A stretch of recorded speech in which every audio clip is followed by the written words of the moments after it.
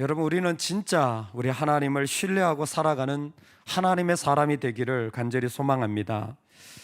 우리 안에 믿음이 없어서가 아닙니다. 믿음이 있는데 다른 것이 자꾸 우리보다 먼저 앞서 나갈 때 우리의 믿음이 없는 것처럼 보이는 사기가 일어나는 거예요. 여러분, 우리 안에 믿음이 있습니다. 예수 그리스도가 계실 때 그분의 능력으로 그 십자가로 우리에게 믿음을 주신 줄로 믿습니다. 아멘. 그 믿음은 지금부터 시작해서 구원이 완성되어지는 그 일들까지 우리를 끝까지 인도하기를 간절히 소망합니다. 아멘. 요한 1서에 영을 다 믿지 말고 오직 영들이 하나님께 속하였나 분별하라. 많은 거짓 선지자가 세상에 나왔습니다. 여러분, 참 세상에 이런 영 저런 영이라고 불려지는 것들이 많은데 거짓 선지자가 세상에 있기 때문에 분별하라는 것입니다. 즉 거짓된 것이 이 땅에 있다라는 것입니다. 저는 진심으로 이 시대에 성도로 살아가는 저와 여러분이 얼마나 어려운 시대인가를 늘 생각하게 됩니다. 역지사지라고, 내가 성도라도 요즘은 참 교회 정하는 게 보통 어려운 일 아니겠다라는 생각이 정말 들어요. 이렇게 목회자로서 목회자 세계를 가만히 들여다봐도 정말 내가 나중에 성도로, 저도 은퇴하면 성도 아닙니까? 그냥 담임 목사님을 모시는, 그때는 어떤 교회를 나가야 될까? 정말 염려가 될 그런 기도가 절로 나오는 것 같아요. 어려운 시대입니다. 도무지 정말 어떤 모습으로 내가 하나님을 섬겨야 될까? 그런데 요한 1서에 보면 진정한 선지자는 뭐예요? 예수 그리스도께서 육체로 오신 것을 시인한다 그랬습니다. 즉 예수 그리스도의 성육신을 시인한다라는 거죠. 여러분, 여기에서는 예수 그리스도를 주님으로 시인합니다, 육체로 시인합니다라는 것은 입으로 믿습니다라는 고백도 있지만 요한 1서에서는 더 강한 의미가 뭐냐 하면 사랑합니다라는 거예요. 사랑합니다. 그러니까 입으로 말하는 것보다 그가 정말 하나님으로 인하여서 예수 그리스도가 나에게 주신 구원을 인하여 뭐예요? 사랑하는 자다라는 거예요. 그게 시인입니다. 그러니까 예수 그리스도가 이 땅에 오신 것을 분명히 믿고 사랑하는 자들, 그 사람이 진짜라는 겁니다. 그리고 그 다음에 요한 1서에서 나온 진짜 선지자는 그 사람이 예수 그리스도를 중심에 딱 붙잡고 있을 뿐만이 아니라 성령으로 역사하는 믿음이 있다는 거예요. 즉 그 마음이 성령으로 사로잡혀 있다는 겁니다. 그 사람이 진짜라는 거예요. 여러분, 성도건 목회자건 여러분 분별하셔야 됩니다. 그 사람의 마음이 성령으로 사로잡혀 있는지 자기 생각으로 사로잡혀 있는지. 성령으로 사로잡혀 있으면 여러분 그것은 다른 사람들에게 선한 영향력을 미치지 않을 수가 없어요. 그냥 그 모습이 성령에 붙잡혀 있기 때문에 그게 집중하고 그냥 그 말이 계속 나오는 거예요. 시간만 나면 그 말이 나올 수밖에 없어요. 계속 그 이야기가 나오는 겁니다. 성령에 사로잡혀 있는 사람, 그러니까 우리가 기도하면서 예배하면서 내가 무엇에 사로잡혀 있는가? 여러분, 일을 하다 보면요, 일에 사로잡혀요. 그렇잖아요, 그렇죠? 그래서 그 유명한 유머가 있잖아요. 부동산 중개업을 하시는 권사님이 헌신 예배를 드리는데 외부에서 목사님이 오셨는데 대표 기도를 맡으셨어요. 그래가지고 대표 기도를 하는데 하나는 주시옵소서 그러는데 저 아파트 몇 동 몇 호를 달라고 기도를 대표 기도 순간에 갑자기 툭 튀어나와서 했다는 거 아닙니까? 그건 뭐예요? 마음이 일에 그냥 사로잡혀 있는 거예요. 일을 할 땐 그렇게 열심히 해야죠. 그런데 뭐예요? 그리스도인들은 그 순간에도 내가 하나님께 사로잡혀 있어야 돼요. 여러분, 의외로 우리가 자기 생각에 사로잡혀 있는 경우가 많아요. 기도하면서도 뭐예요? 내 생각만 계속 곱씹다가 가는 경우도 있습니다. 여러분, 그럴 땐 깨달아야 돼요. 내가 내 생각에 사로잡혀 있구나. 내가 하나님께 사로잡혀 있지 못하구나. 뭐예요? 믿음이 있는데 다른 것들이 우리를 붙잡은 거예요. 그래서 오늘 중요한 질문이 무엇이 우위에 있는가? 무엇이 우위에 있는가? 이게 진짜 크리스찬과 가짜 크리스찬, 진짜 메시지와 가짜 메시지를 내 삶에서 분별하여 주는 아주 중요한 질문이 될 것 같습니다. 왕이 주려는 음식인가? 아니면 하나님의 명령인가? 하나님의 선지자라는 사람이 베델에서 하나님의 말씀을 그대로 전하고, 그리고 그 제된 그것이 쏟아져서 깨어지는 것을 여로보암으로 보게 하였습니다. 하나님은 하나님의 선지자에게 왕이 주는 물도 먹지 말고 떡도 먹지 말고 돌아갈 때 베델로 왔던 길이 아니라 다른 길로 빨리 가라는 거예요. 왜? 오염된 자리를 떠나라는 겁니다. 할렐루야. 여러분, 생각이 오염되어 있습니까? 경고해야 됩니다. 지금 생각이 성령에 사로잡히지 않았습니다. 말이 오염되어 있습니까? 여러분, 말이 씻어져야 됩니다. 보혈로. 오염된 거예요. 그럼 뭐예요? 떠나야 됩니다. 내 마음이 거기 있지 않도록 선포해야 되는 거죠. 하나님은 떠나라 그랬습니다. 그런데 그 베델에 있는 늙은 선지자, 그 나이 많은 선지자가 이야기를 자녀들로부터 듣고 거짓으로 하나님이 자기에게 말씀하셨다며, 나도 선지자인데 당신 보고 떡과 물을 먹이라고 했습니다. 그 사람을 속이는 겁니다. 왜 그런지 모르겠습니다. 이유는 밝히지 않아요. 근데 이 늙은 선지자도 선지자입니다. 그래서 이 하나님의 선지자라는 사람을 자기 집으로 데리고 와서 떡과 물을 먹입니다. 속이는 이유는 한 가지예요. 이 모든 이야기는 속임이 일어나는 것은, 우리 안에 거짓되고 속임이 일어나는 것은 뭐예요? 불순종을 드러내려고 하는 겁니다. 하나님의 명령에 대한 순종, 하나님의 길로 행해야 되는 사람들이 지금 그 길을 행하고 있나 행하고 있지 않나를 두드려 보는 거예요. 하나님이 우리를 두드려 보고 계신 거예요. 그렇게 하나님의 선지자를 자기 집으로 데리고 와서 늙은 선지자가 떡을 먹이는데 갑자기 늙은 선지자에게 진짜 하나님의 말씀이 임하게 됩니다. 21절에 내가 여호와의 말씀을 어기며 내 하나님 여호와께서 내게 내리신 명령을 지키지 아니하고 돌아와서 여호와가 너더러 떡도 먹지 말고 물도 마시지 말라 하신 곳에서 떡을 먹고 물을 마셨으니 내 시체가 내 조상들의 묘실에 들어가지 못하리라. 아멘. 이 하나님의 선지자도 언약의 자손, 믿음의 사람이라는 거예요.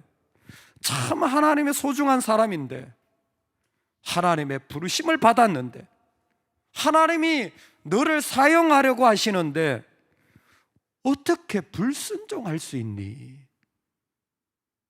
하나님이 너를 귀하게 여기시는데 너는 어떻게 하나님을 피할 수 있니? 지금 그 얘기인 거예요. 언약의 자리에 들어온 백성이 어떻게 묘실에 들어가지 못하리라, 어떻게 이 명령을 어기고 있느냐? 이야기는 우리에게 그대로 도전이 되어져서, 여러분, 우리가 믿음을 받고 은혜를 받고 부르심을 받아도요, 진짜 하나님을 만나면 피할 수 없습니다. 그런데 내가 지금 성령에 사로잡히지 않으니까 뭐예요? 자꾸 다른 것들이 먼저 나와서 어떻게 네가 그 귀한 자리를 받고도 불순종할 수가 있니? 그게 우리라는 거예요. 하나님이 좋은 걸 주셨는데, 저는 막 여러 번만 생각하면 막 너무 안타까운 거 있죠. 너무 안타까워요. 왜? 제가 꼭 여로보암 같은 사람 같은 거예요. 원래 믿음의 사람이 아니었는데, 원래 그런 종족이 아니었는데, 시골에 어머니 찾아갔더니 어머니 또 그러시는 거예요. 아이고야, 야, 어떻게 우리 집안에 목사가 태어났나 모르겠다. 부모님이 봐도 원래 감이 아닌 거예요. 저는 제가 생각해도 원래 그런 사람이 아닌 거예요. 근데 하나님이 진짜 열지파 같은 걸 떼어주신 복인 거예요. 이 자리가 너무 영광스럽고 감사한 거예요. 그런데 뭐예요? 어떻게 이렇게 불순종하니? 하나님 부르고 하나님 너한테 이렇게 줬는데, 하나님 너를 찾아가는데 우리는 뭐예요? 피하는 거예요. 우리는 자꾸 다른 걸 가는 거예요. 늙은 선지자가 그 즉시로 사자가 길에서 당신을 찢어 죽일 것입니다. 그게 하나님의 심판입니다. 즉 하나님이 주신 것을 다 잃어버린다는 거예요. 메시지도 잃어버리고 생명도 잃어버리고 다 잃어버리는 거예요. 언제? 다른 것이 우리보다 위에 있을 때 그와 같은 일이 일어나는 거예요. 아니나 다를까 나가서 좀 가다가 그 하나님의 선지자가 길에 걸어가는데 사자가 찢어 죽여요. 재밌는 건 사람을 찢어 죽인 사자는요, 나귀는 찢어 죽이지 않아요. 원래 나귀가 밥이니까 나귀를 찢어 죽여서 먹어버려야 될 거 아닙니까? 근데 나귀도 옆에 서 있고 사자도 옆에 서 있는 거예요. 그리고 죽은 사람 밑에 그냥 찢어져서 죽어져 있는 거예요. 하나님의 선지자가. 그 얘기는 뭐예요?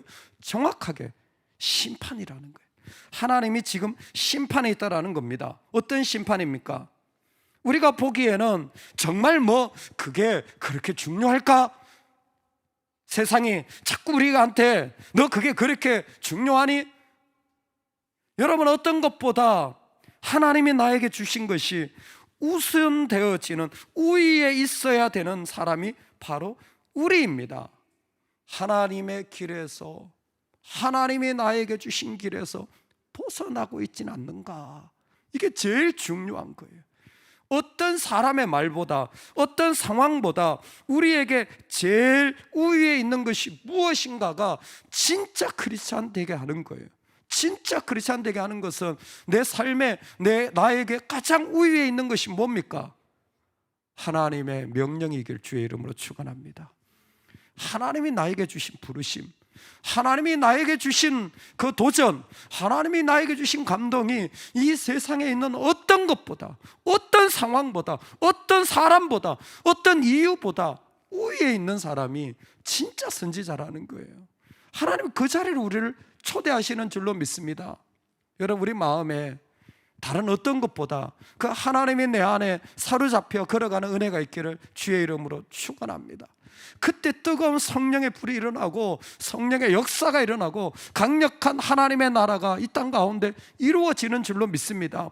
그 적시로 하나님 앞에 나아가는 그 복이 너무 귀한 거예요. 오늘 이 말씀에서 우리는 몇 가지를 좀 도전받을 수 있습니다. 여러분, 세상이 떡과 물로 우리의 하나님을 향한 충성을 사려고 한다는 사실을 잊지 마시기 바랍니다. 세상은요, 이런저런 이유로 내가 하나님을 향해 나아가려고 하는 것을 꼭 자꾸만 중간에서 갈취하려고 합니다. 그들은 다른 것이 아니에요.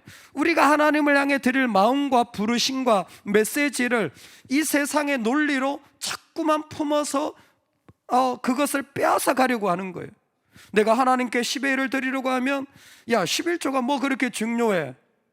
11조 하나도 안 중요해요. 10에 10을 드려도 부족한 것이 인생인데, 그런 생각을 하면 세상의 논리가 아무것도 아닌데 우리는 그런 논리에 얼마나 약한지 몰라요. 야, 꼭 뭐 예배를 드려야 돼? 예배가 꼭 뭐 안 드린다고 지옥 가는 건 아니에요. 그러나 구원받은 자가 하나님께 영광 돌리는 것보다 더 귀한 것은 없기 때문에, 할렐루야, 우리는 그 자리를 너무나 소중하게 여겨야 됩니다. 세상에 아무리 교회가 이렇게 저렇게 참 부족해 보여도 우리한테는 아니에요. 나한테는 구원의 방주입니다. 하나님의 구원의 역사를 경험케 해주는 너무나 고마운 믿음의 가정인 거예요. 가끔 생각이 들어요. 야, 육체의 부모, 육체의 형제들도 참 귀하지만 믿음의 형제가 얼마나 그만큼 더 귀한가. 하나님이 우리에게서 주신 이 복이 얼마나 귀한가. 근데 세상은 뭐예요? 떡과 물로 자꾸 살려고 해요. 자기 논리로. 여러분 꼭 기억하시기 바랍니다. 두 번째, 순종하려고 할 때 멈추지 마십시오.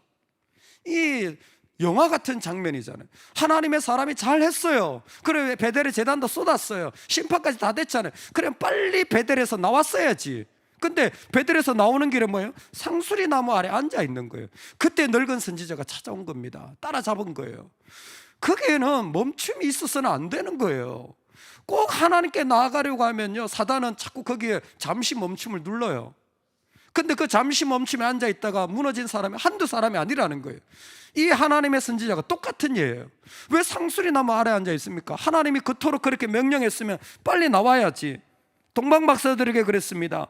그들은 꿈에 헤롯에게로 돌아가지 말라 지시하심을 받아 다른 길로 고국에 돌아가니라. 하나님의 선지자는 실패했지만 동방 박사들은 실패하지 않았습니다. 헤롯에게 붙잡혀 죽을 수도 있었지만 아니요, 지시하심을 받아 다른 길로 그대로 돌아가서 그들은 살았어요. 그러니까 순종할 때는 뭐예요? 멈추지 말아야 합니다. 그 멈추다가 나에게 주신 것 다 빼앗겨버려서 황폐해질까 두렵습니다. 무엇보다 하나님의 법은 선지자보다 위에 있어야 합니다. 어떤 사람보다 위에 있어야 합니다. 하나님이 내게 주신 부르심은 내 삶에 가장 먼저 순종해야 될 자리입니다. 세상에 거 조금 덜해도 괜찮아요. 이 땅에 있는 거 좀 덜 가져도 괜찮습니다. 그러나 하나님이 나에게 주신 것을 순종하는 것은 내 삶의 가장 앞자리에 있기를 주의 이름으로 축원합니다. 삭개오가 예수님 앞에서 예수님의 자기 집에 들어온 것을 보고 율법에 정한 것보다 감동을 받아 4배나 더 자기가 빼앗은 것을 갚아주는 일들을 합니다. 여러분 아시죠?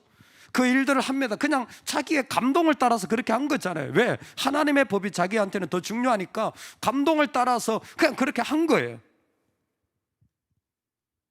알렉산드리아 학파의 성 클레멘트, 세인트 클레멘트 150년대 사람입니다. 그 사람은 그곳에 자기 책에다 기록하기를 삭개오는 나중에 가이사랴에서 목회자로 목회를 했다고 기록을 남겼습니다. 후기 문헌이죠. 하나님이 그 중심을 보고 아름답게 사용하셨다라는 거예요. 여러분, 우리가 하나님 앞에 사용되어질 인생입니다. 할렐루야. 우리가 진짜 크리스찬인 거예요. 여러분, 세상에 뭐라 그래도 우리에겐 진짜 믿음이 있습니다. 할렐루야. 우리에게 진짜 예수님이 계시기 때문입니다. 그러니 오늘 다른 것이 우리보다 위에 있지 않고 주님의 위에 있는 은혜가 있기를 간절히 축원합니다. 아멘.